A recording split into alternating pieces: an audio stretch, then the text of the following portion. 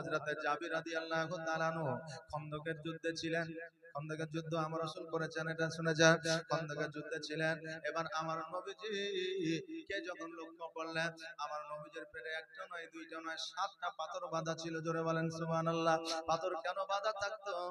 আজকে ওই পাথরের জন্য বাঁধা থাকতো খিদার কারণে। আমার নবীজি পাথর বেঁধে থেকেছিল আজকে থেকে 1446 হিজরি আগে। আর এখন আমরা অনলাইনের মধ্যে দেখছি, ফেসবুক টুইটারে দেখছি, আজকে সিরিয়ার মানুষেরা পেটে পাথর বেঁধে আছে। জোরে বলেন সুবহানাল্লাহ। আমার নবীর পেটে যখন পাথর দেখে নিল, এইদিকে জাবির কিন্তু বাড়িতে আসলো। বাড়িতে আসার পরে বলল, ওরে আমার গিন্নি, ওরে আমার বিবি, বাড়ি থেকে কিছু খাবার আছে? বলে হ্যাঁ আছে। কিছু জবের আটা আর একটা বকরি আছে। বলে কেন? বলে নবীজিকে দাওয়াত করে খাওয়াই দাও। বলে নবী যখন আসবে তো নবীকে দাওয়াত দিয়ে দাও। আদরের বকরিটা ছিল, কেটে দিব। জবের আটা হয়তো 4টা রুটি হবে, খাওয়াইয়া দিব, আমরা না হয় না খাবো। এবার আমার নবীজিকে বলছে, ইয়া রাসূলুল্লাহ, ইয়া হাবিবাল্লাহ, নবী গো বেয়াদবি মাফ করবেন ইয়া রাসূলুল্লাহ, আমার বাড়িতে আজকে আপনার দাওয়াত রইল।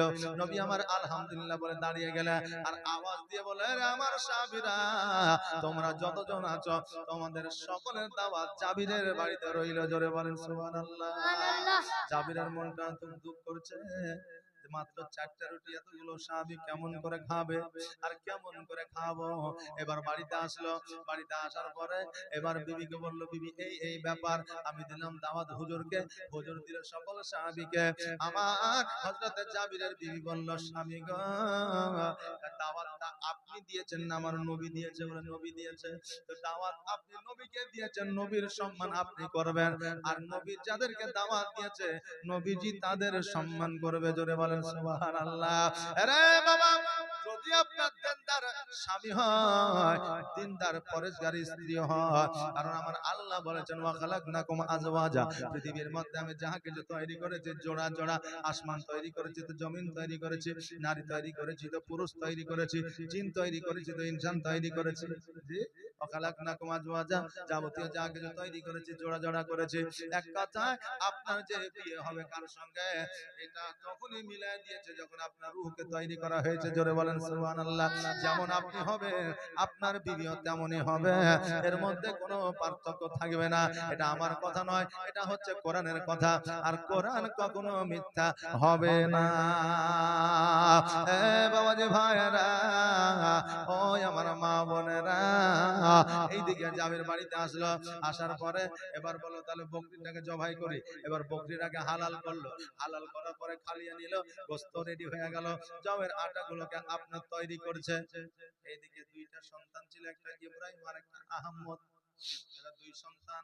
একটা সন্তান দেখেছে আপনার ছাগলটা হালাল করা, আমাদের কুরবানির সময় বাচ্চাদেরকে নিয়ে যায় না, দেখেন না, দেখে একটা বাচ্চা দেখেছে। এবার আরেকজন বাচ্চা সেই সময় ছিল না, আসার পরে বলছে, হ্যাঁ বেটা, হ্যাঁ ভাই শোনো, আব্বা যে বকরিটা জবাই করলো হালাল করলো, কেমন করে করলো? বলে দেখবি? বলে হ্যাঁ। বলে এই জায়গায় দাঁড়া। ওই ছোরা কান নিয়ে এসেছে, ওই বাচ্চাটাকে শুইয়েছে। এবার শোয়ানোর পরে ওই ছোরা কান আর গলাতে চালিয়ে দিয়েছে। বলেন জিন্দা থাকবে না মুর্দা হবে? কোনটা? মুর্দা হবে। ছোরা যখন চালিয়ে দিয়েছে, দেখছে যেন ভাই আর বেঁচে নাই, মারা গেছে।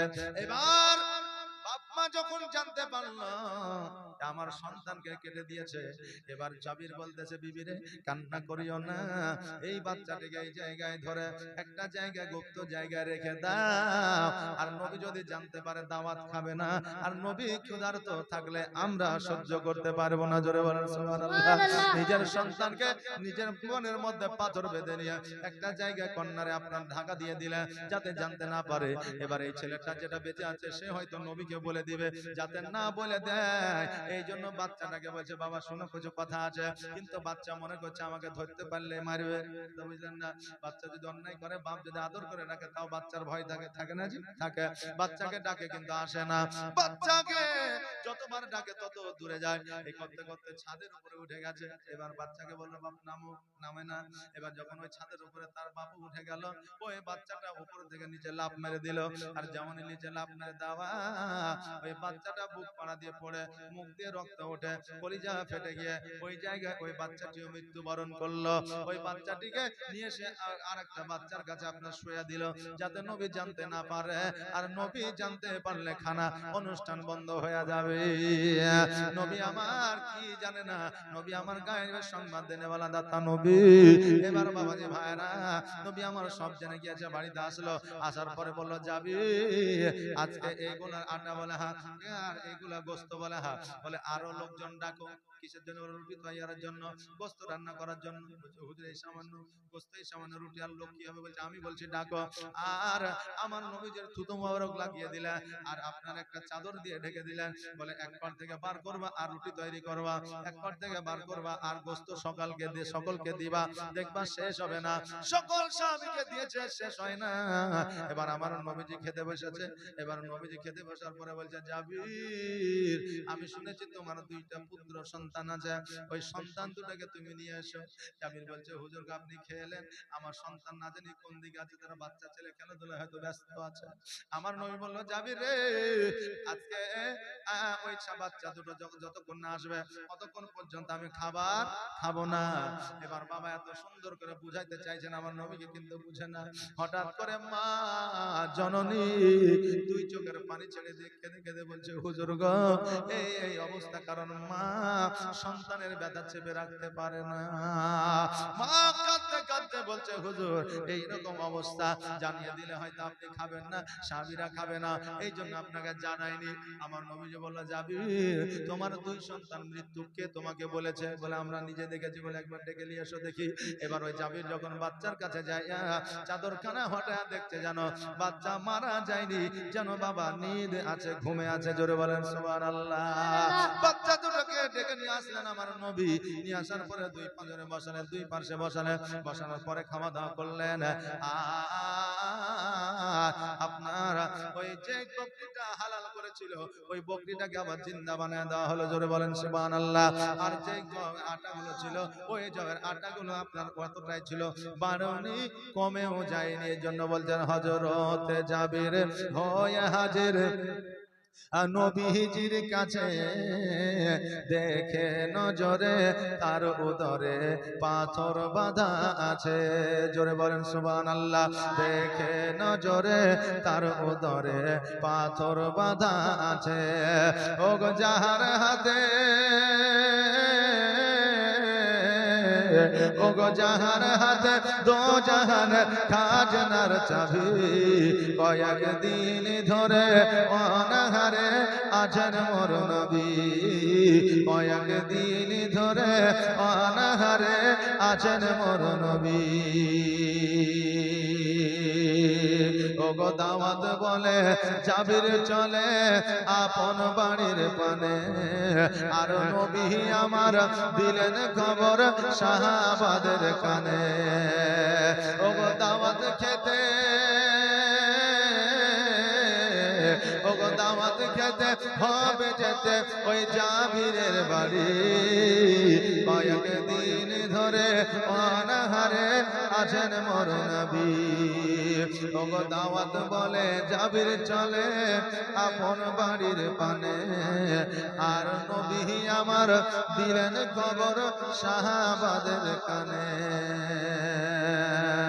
এইদিকে জাবির রাদিয়াল্লাহু তাআলা আনহু যেন বাবা বলতেছেন গো, বেরিয়ে এসে বলে হেসে, বলছে বেরিয়ে এসে বলে হেসে, ও গো মোর স্বামী যা ঘরে আছে জলদি করে রান্না করি আমি,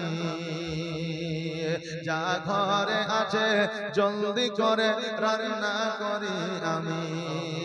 ও গো নূর নবী রে,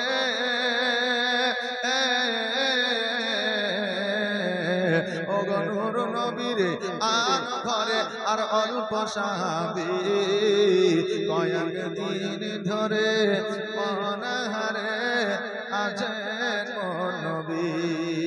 হযরত জাবির হয়ে হাজির নবীজির কাছে, দেখে নজরে তার উদরে পাথর বাঁধা আছে। ওগো যাহার হাতে,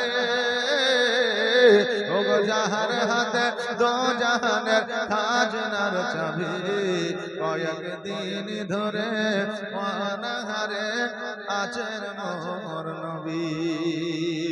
যেই নবী জাবিরের বাড়িতে খাবার এত বরকত দিয়েছে, কেউ যদি বলে নবী আমার মতো ছিল, সেটা মানা যাবে? যাবে? তার দ্বারা তো কিছুই হয় না, তার দ্বারা তার মাই সন্তুষ্ট হতো না, তার দ্বারা তার ভাই সন্তুষ্ট হতো না, তার দ্বারা তার স্ত্রী সন্তুষ্ট হতো না, আর ও বলে নবী আমার মতো ছিল। আজকে লক্ষ লক্ষ কোটি কোটি মানুষ, আজকে সারা জাহানের মানুষ আমার নবীকে অনুসরণ করে চলে। শুধু আজকে আমরা মুসলমানই নয়, প্রত্যেকটা ধর্মের মানুষ আমার নবীকে ফলো করে। আজকে আমেরিকায় যে আইন চালু আছে, আজকে কুয়েতে যে আইন চালু আছে, আজকে বাংলাদেশে যে আইন চালু আছে, আজকে ভারতে যে আইন চালু আছে, আজকে পাকিস্তানে যে আইন চালু আছে, এই সমস্ত আইনগুলা হচ্ছে আমার শরীয়তের আইন। জোরে বলেন সুবহানাল্লাহ।